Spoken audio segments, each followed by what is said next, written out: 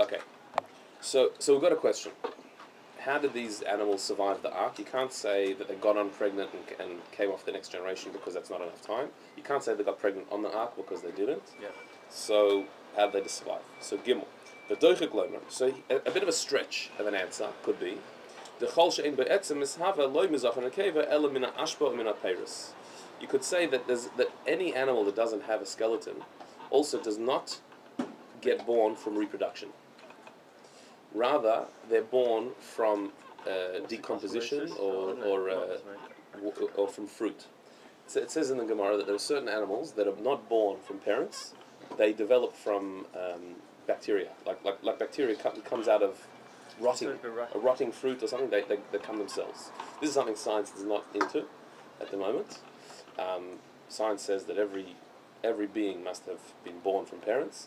Torah says there are some insects that don't have parents. Yeah, they come from sweat. You proved that you said you put meat in a jar. You can do it if you put meat in a sealed plastic bag but and let it go off. In there. So where It's planted in there.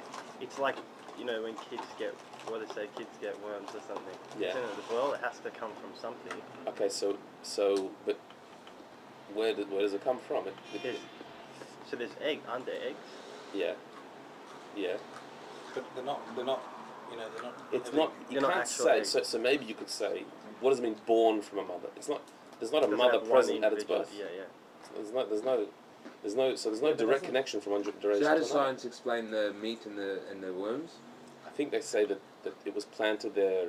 Yeah, before. There's bacteria that's there early, but still, that's not a contradiction. It's not revealed bacteria. It's not. That's why I said I once mentioned in shul about any worm or any insect that's found inside fruit.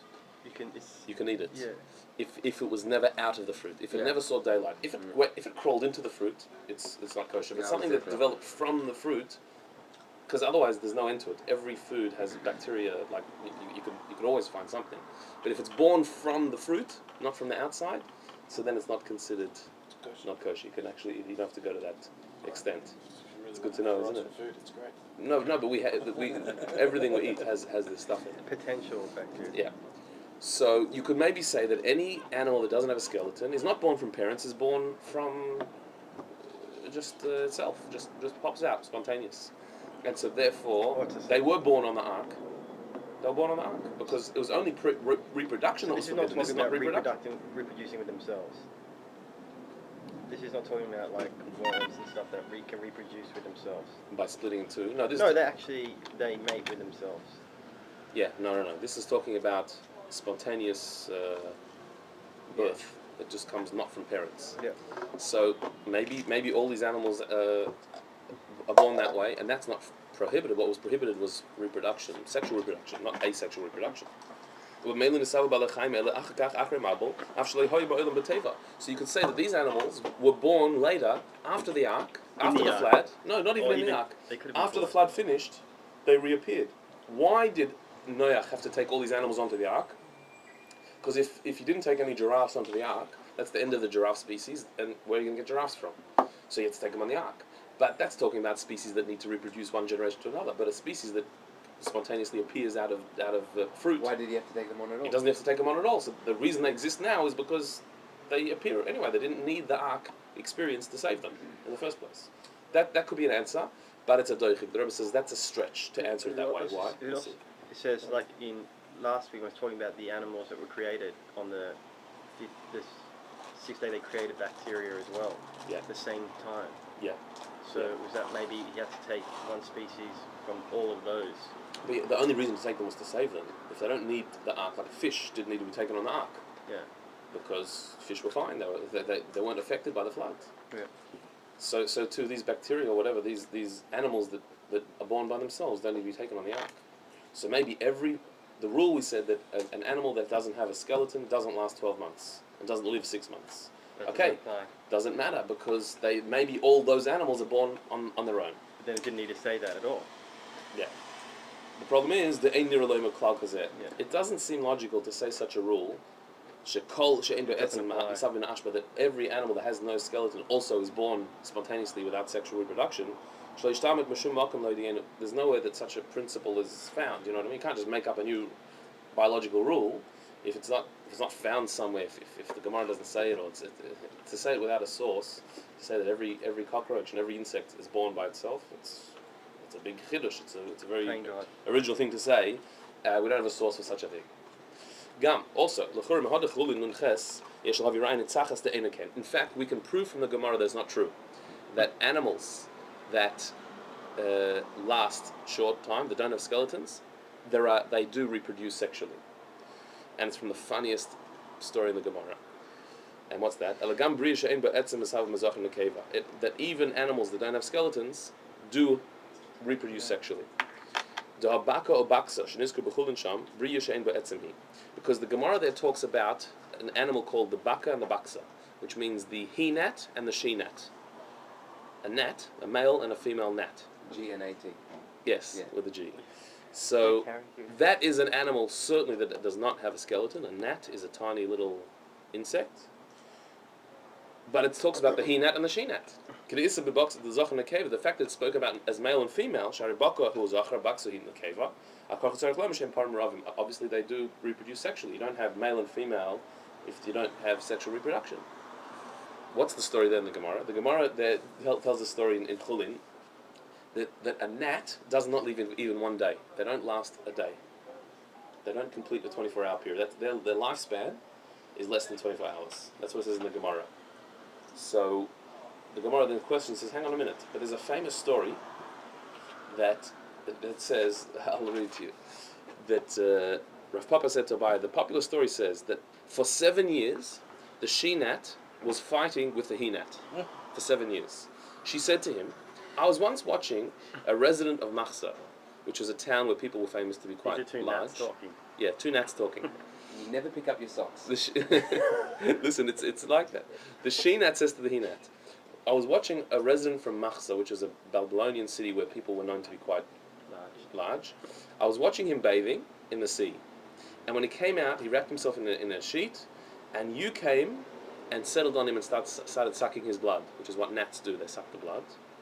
But you didn't tell me about it. You didn't invite me. So the she-gnat says to the he-gnat, you went and had a fantastic meal, and you didn't invite me. I was watching, I saw it happen.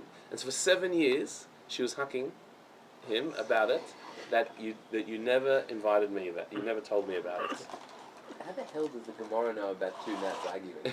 So whatever it is, it's a well-known popular story. That's what the Gemara says. It's a well-known popular story about the two gnats arguing for 7 years about it. So they lived for 7 years. So how can you say a gnat only lives for less than 24 hours? There's 7 years of fighting here. It's gnat years. Oh, that's what the Gemara answers. That's the answer. No, it's talking about their years. If you live 24 hours, so then a year is 15 minutes about. And so for 7 years means, for an hour and a half, she was hucking him about not inviting him to the feast. So whatever that Gemara means, and whatever it's deeper in the meaning, whatever, that's for another time. But from here you have a proof that gnats are male and female, and in fact they're quite familiar in their male and female characteristics, and so therefore they do reproduce sexually. There are also certain animals that change sex. Yeah. There's a bird that can start off as a male and become a female. Interesting. It's interesting that this is what the Rebbe is just thinking and writing down. Thinking about the gnats. Well, yeah, because he sees the whole shas. Maybe his wife was giving. Maybe. Yeah, fair enough. Okay, so the final answer the Rebbe offers is in Dalit. The Nir L'Tard. So here's the answer that seems correct. The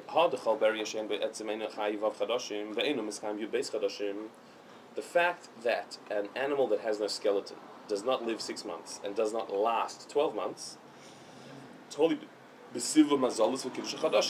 that is dependent on the normal orbit of the planets, of the sun and the moon, and the system of months, the passage of time.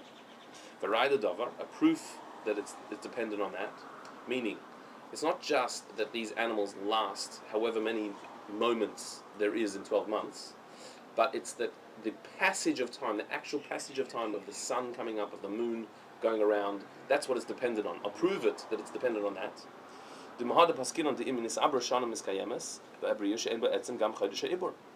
That if it would be a leap year, then that animal would last 13 months. Because when there's a leap year, when halachically it's worked out that it needs to be a leap year, so then whatever was 12 months is now 13 months, including a biological reality that an animal will last 13 months instead of 12 months. That's why people's birthdays actually... Yeah, your birthday So if moves. they're born in one of these leap years, they actually get a bonus. Yes, correct. A month extra. Which is like a lifetime. And that's based on a principle that the Gemara talks about, that time itself is determined by halacha. If halachically there's 13 months in the year, so then that's a year with 13 months. And who decided that there's going to be a leap year? Where's it dependent on? The rabbis, the Sanhedrin, would decide. So if you live a year, it's 13 months. Yeah. So therefore, the lifespan of these beings is not just dependent on the passage of time, on a watch, but it's the halachic and the process of time, the moons and the months. That wasn't established yet. Yeah, but didn't Ezra. Right. Exactly. It wasn't established. Though. It wasn't established as the Sanhedrin wasn't established. But what it's saying is that the moon, the months make up a year. We really, if you think about things totally from a point of view of astronomy, so a year is a solar thing, and a month is a lunar thing. Yeah. Right? There's no month in the sun. The sun has a year. There's no year in the moon. The moon works on months. But halachically, they're intertwined. That a year is not just defined by the sun; it's also defined by the moon. And the sun, though. And the sun, yeah. But both. You need both. So therefore, if the sun and the moon are functioning, so then the year goes on and time moves. If not, then it doesn't. Yeah. So in a year, the solar year is always the same, but the lunar year shifts. So if there's 13 months in a year, then a year has not happened until there's been 13 months. Yeah, but back in the day of the Beis Hamikdash time, how did they make leap years? They had to have the Edom, right?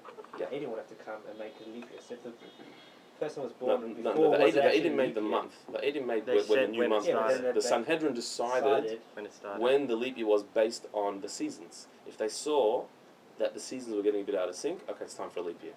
But what happens if the animal was born already and then just... It's still a year, but it's still a year. So if an animal is born in such a year that would need a leap year, it'll last 13 months. Was it dark the whole time when they were in the table? There's a few opinions on that. Some opinions say it was dark the whole time. It's brought in the notes of Yerushalmi about that it was dark the whole time, and they had jewels, shiny jewels that would tell them when it would be day or would be night. Yeah. Or the other opinions say that no, it must have been light outside. That's why they had a window, because otherwise, what's the window for? The others say no, the window was for other reasons. So yeah. So if the passage of time is dependent on the cycle of the moon, then top of the next page,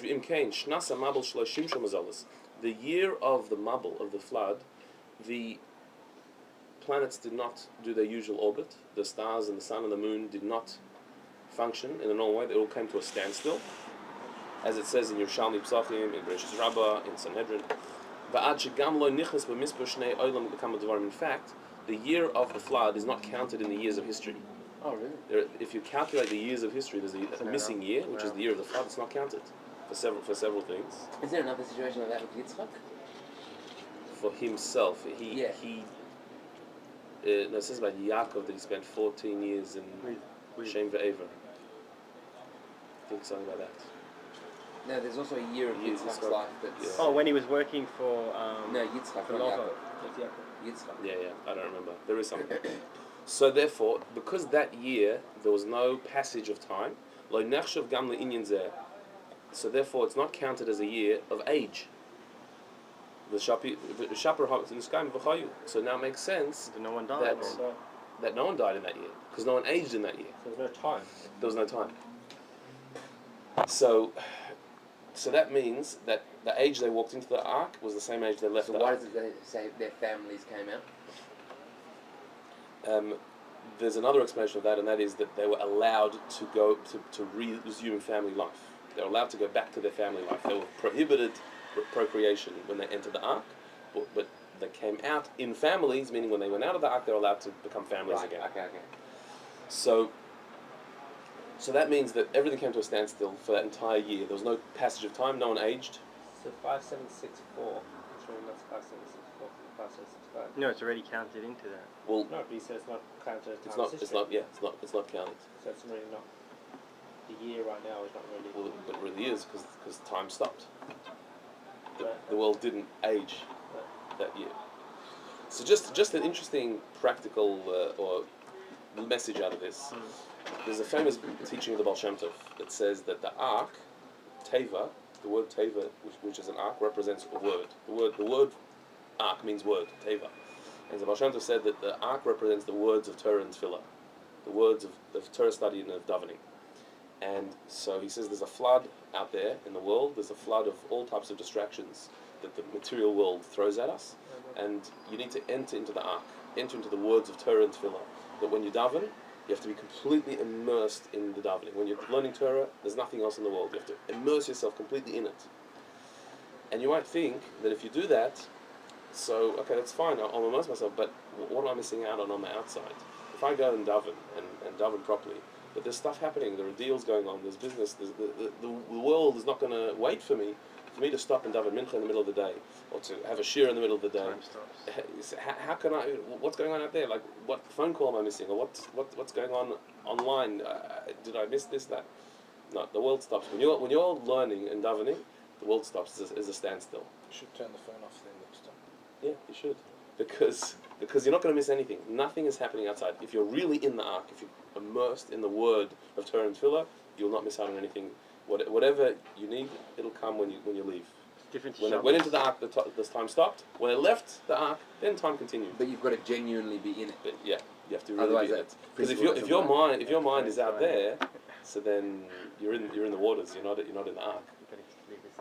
But when you enter the ark completely, so then the world comes to a standstill. And So if we just stay here now for the next week or so, nothing bad can happen out there. as long as you can maintain I'm staying the here. concentration for an entire week, you can maintain the focus that nothing's going on out there, then you'll be fine. Half an hour is good. Difficult. Let's start with half an hour. It's good stuff. Straight up.